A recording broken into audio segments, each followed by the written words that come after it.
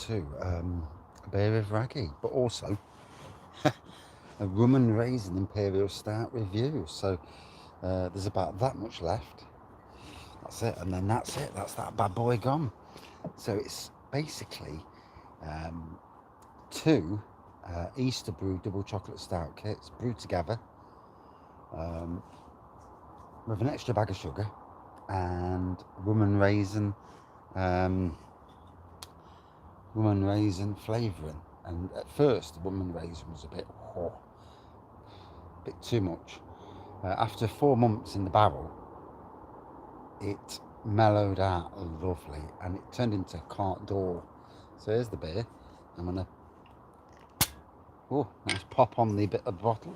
I'm gonna pour it into the old glass. Put the glass there.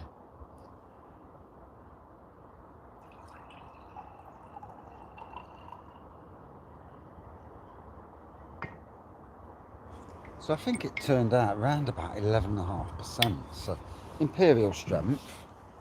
As we can see, black pour, bit of light, you'd say light tan, wouldn't you, lacing. Soon dissipated the lacing. On the nose all day long, rum and raisin. Yeah. Rum and raisin essence. Tell you what, you could probably use half of what I used and still had a decent thing. Anyway, let's have a taste.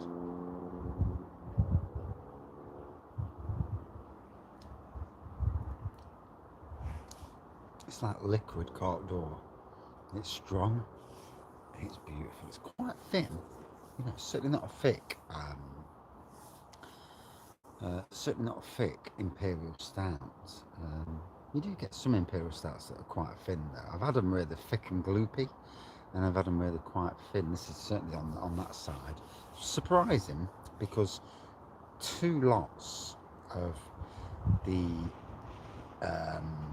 Easter brews went into it. An Easter brew at 6% is actually quite a thick beer, so that's a surprise. But anyway, so a beer with Wraggy, week from hell. So it's been well documented on the channel. I fucking moaned enough. A dickhead in Chilwell fucked our BMW up. Yep, we took it to him, and to put a flywheel, timing chain, and clutch. Yep. Well, whatever he did, he doesn't know his arse from his elbow, because he royally fucked the car up. And if I had the money, I'd take him to the small claims court and fucking do him.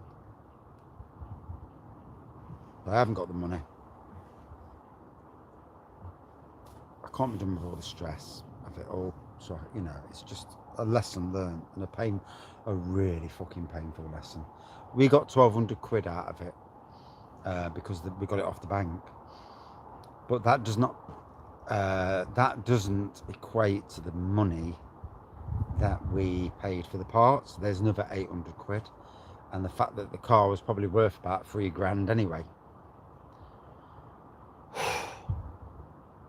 But anyway, that's one fucking painful, really painful story. Heartbreaking, painful. Car was in a dangerous condition when it came back to us. Couldn't get the gears properly. You could drive it, to be fair, you could, but he'd fucked up the servo, and whatever he was fucking about with, he's not a mechanic. The bloke's absolute fucking idiot. No, pardon my French, but he is a fucking idiot. I mean, even in the last week, somebody's contacted me on Facebook to tell me that this same mechanic, and I'll use that term fucking loosely, did their brakes, and again fucked their brakes up. They've had to go and spend 500 quid to put their brakes right. And brakes, I've got to be honest, brakes are bread and butter to mechanics. They're one of the easiest things for a mechanic to sort out. If you can't fucking do a brake, then you shouldn't be anywhere near a car if you're a mechanic. You know, that's fucking scary. Absolutely scary. Plus the fact that you're putting someone's life in danger, which is even worse. Like I say, if ever I win the lottery, I'm going after him, but I can't go after them until I've got the money behind me to actually back it up. But anyway, so we bought this Nissan Qashqai from a car sales place in Ilkeston. Seemed okay. I didn't choose the Qashqai, the wife did. She wanted a Qashqai. I'd have rather had a Ford Focus like my sons. But hey ho, women always override the blokes. Um, and literally, we're driving along, and all of a sudden, I'm fucking going into the car in front of me. Basically, the clutch flywheel needed sorting. So they sorted that. The warranty would not pay up. Bastards. Um, oh, it's not wear and tear. Oh, fucking hell. What's the warranty for then? On the car, anything could be classed as wear and tear. So you're bullshitting yourselves by claiming that you're giving a warranty. You're absolutely talking out your arse. And then something else went. God knows what that was. I can't remember now. So we'll fly to this week. Going down the motorway last Saturday. 70 mile an hour. It sounded like something had gone into the engine, going round the engine, and then the red engine management light came on. Got all the way to Ashby de la Zouche. It was some code, something to do with some sensor. My mate, he played around with some wires, got the sensor to turn off. Got back in, got all the way home. Then literally 2 days ago, let me wet my whistle.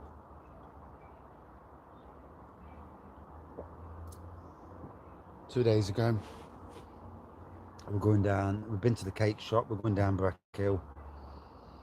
On the way to the pub, because I was going to the abdication in Daybook to celebrate their 9th birthday. Cracking little place. I absolutely love it. I've not really had much of a relationship with the people there, and they don't know me. And sometimes people read into you on the internet, and when I ever go, when there's something that needs to be said, people see that side of you. But that's not generally the person I am. The person I am is actually really quiet and quite reserved. And apart from when he's had a drink, then he's a bit more louder. Anyway, we're going down Breckhill. It goes over something, and then all of a sudden we heard this noise, and I'm like, "The fucking hell was that?" It sounded like something went bang. I'm driving. Next minute, I'm driving down. I said to the master, "You're not going to believe this. Fucking battery lights just come on the car, and there's a red light. There's another red light as well." And she says, "What's the red lights?" I have no idea. And brakes are fine, nothing wrong with the brakes or anything. Says, "Is it the tyre pressure?" And I says, "Don't know." So anyway, we drove over to Daybrook, which is not literally about a mile away. Gets out the car, tests all the tyres are fine.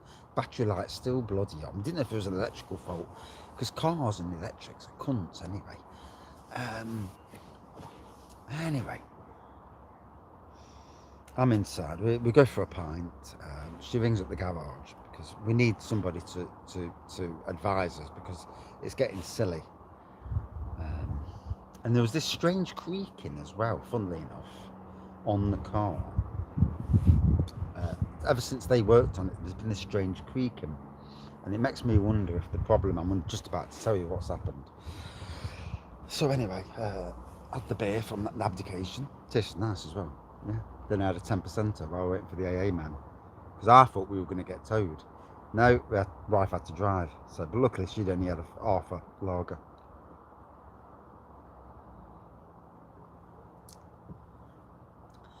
So anyway, garage told the wife. She says, "Don't drive the car. It could be catastrophic." I don't know if they thought that it was the alternator belt, not the. Well, anyway, they said, "Oh, it's catastrophic. You got to ring the AA." And like, fucking hell. And you're in the pub, and I'm like, oh, God's sake, whatever. Can anything more go wrong in life? Have we not been have we not been punished enough this last year?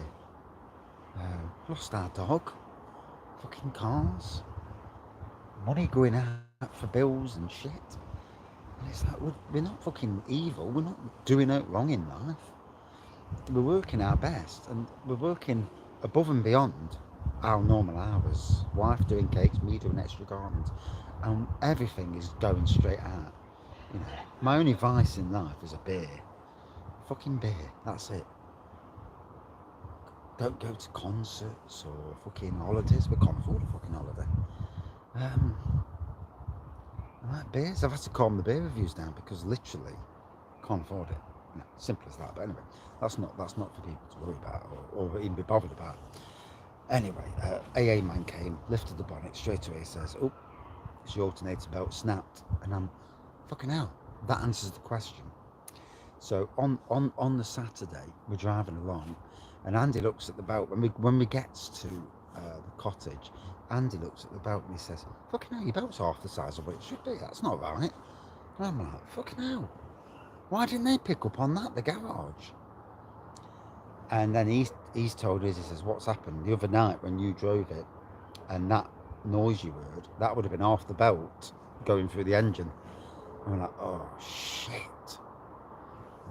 So it all clicks into place.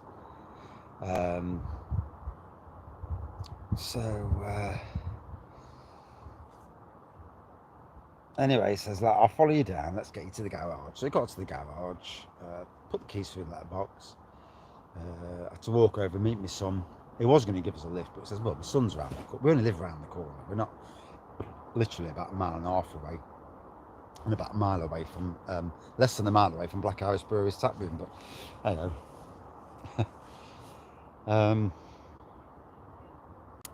So yesterday, got a phone call, phoned up the garage, wife's gone down. Garage says, "What do you want to do?" Says, "I can see your belt's gone. Do you want us to go in a bit further just to make sure none of the parts of the belt has gone into your chain, you know, because that could cause massive problems?"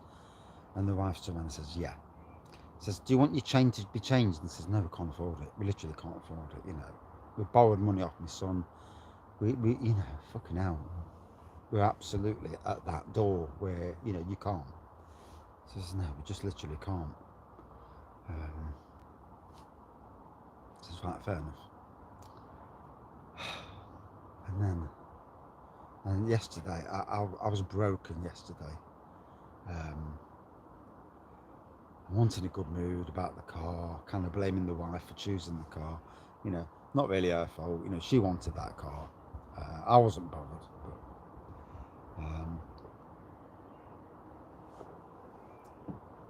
we've both got enough on our plates, you know, with cars, family, and issues. And then what happens?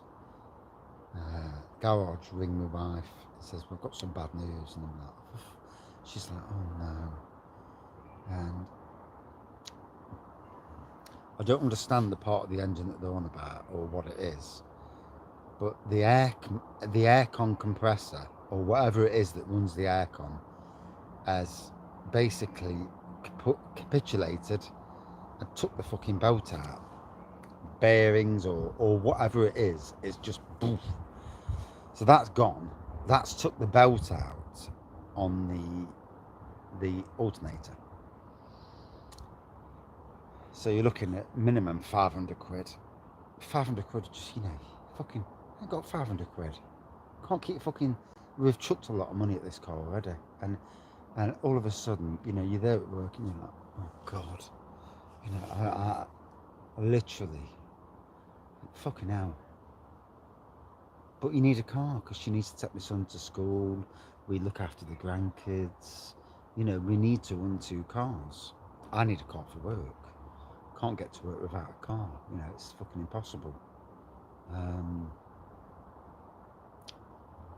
Yeah, I could go on the bus, but I'd be travelling from 5 in the morning, and then getting back at that 5 or 6 at night, and that's before any overtime or anything else.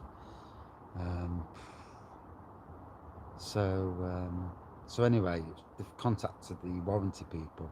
Oh yeah, that part's under the warranty. Yeah, but you told us that before with the flywheel, and then you came out with, oh, it's wear and tear. But fucking cars are all wear and tear. You know, you know. Don't bring out a warranty if you're gonna bullshit every fucking time someone claims, because you're just making yourself look like absolute knobs. I mean, they offered us 400 quid for all the work we had done, but we lost another 1,000. Spent, I don't know, was it 1,400 quid, 1,500 quid? They offered us 400, but we still lost a lot of money. Um, I literally can't even remember what we've spent on this car so far, but it's not been fun. And the price of cars these days is horrendous. And then the garage turns around to us yesterday, because they actually gave us the scrap price for our BM. So the BM's still in the garage. It's got private plates on. My wife says, I wish we just kept with the BM. Says, no, you don't. Says, whatever he's done to this car, he's royally fucked it. They've had to try new parts, and he says he's just, whatever he's done, he's just totally arseholed the car. And anyway, all that's going off. You know, we're all feeling really, really not great. And then last night, my daughter's wedding is literally 2 weeks today. On Friday. You'll be seeing this on Saturday. This is 2 weeks today, Friday. So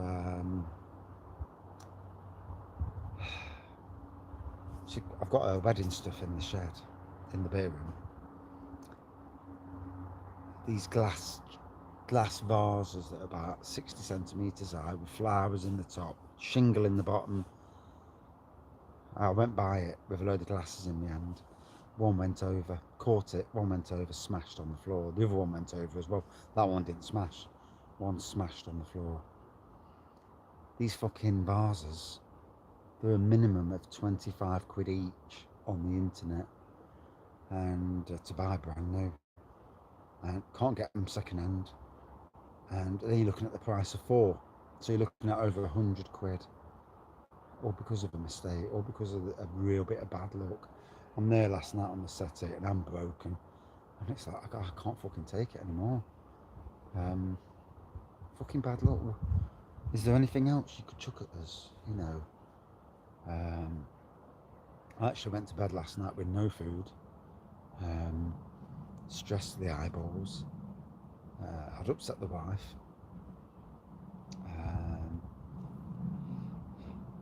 Daughter actually rang up and bless her. She turns around and says, I've got some more, don't worry. But we'd already had 40 minutes of searching, stressed to the fucking hilt. So I'm in a fucking low place. So it's not like you're getting bullied in a workplace situation where you're getting bullied by some fucking dickhead. It's just bad luck. And it's like, fucking hell, you know. And I know a lot of us in this world are going through the most shittiest of times, bad luck, paying out lots of money. We are. But it's like, for fuck's sake, please, just stop with the bad luck. Stop with the pain on the cars.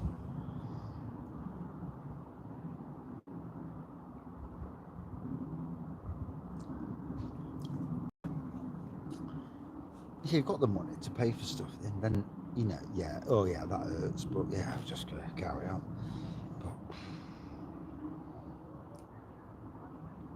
But when you're working out your skin and you're still not winning and you're getting trounced, and we are getting trounced. I mean, the wedding's done now, and that's cost a fortune. And we've still got to try and sell stuff that we bought for the wedding, try and get our money back. I mean, what we did was a lot cheaper than paying companies to do it. But we've got stuff now we need to sell and to recoup some pennies. But fucking hell, what a year. So, that's my week. Today, I've actually had a quiet day at work, although there's a breakfast this morning at work. Did anybody come out to me and offer me a breakfast? No. No. Not at all. No. The first car you drive by when you go into my workplace is my car. The very first car. If you work there, you know each other's cars. Blue Skoda, my car. They knew I was in. I'd already put on the management chat that something about something. So they knew I was in. And yet, I walked into the office to go and get a coffee. And there it is, there's a plate there. So that was the breakfast. It was, some of the breakfast at least. And it's like, thank you. That's nice. And I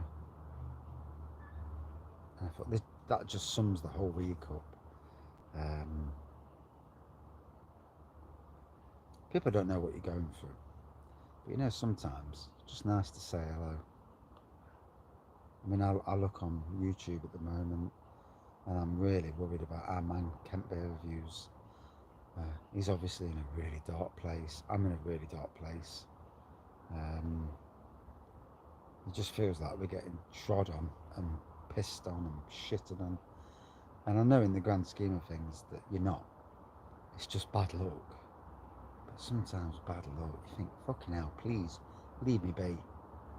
Pack it in. Let us build our resources back up. Let us have a bit of happy life, And yeah. And I do worry for people, especially people that are on their own with a child and that. And, if you are in a dangerous place, go and seek help. Please talk. We're lucky because we got each other's. The really sad fact is today also.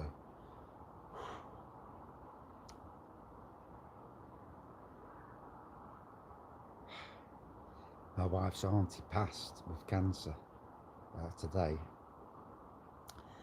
We knew it was going to happen. It was inevitable. I fucking hate cancer. Such an evil bastard of a disease.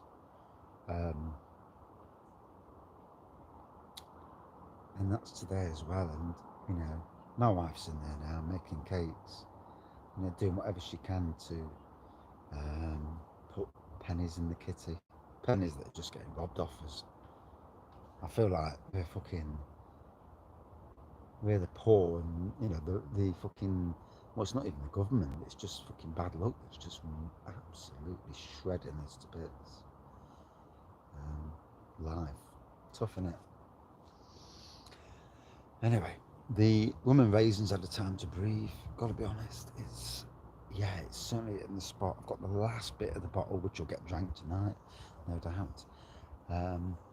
But yeah, life's tough. And certainly when luck's against you, all you can do is keep trying to ride this luck out. That's what we're trying to do.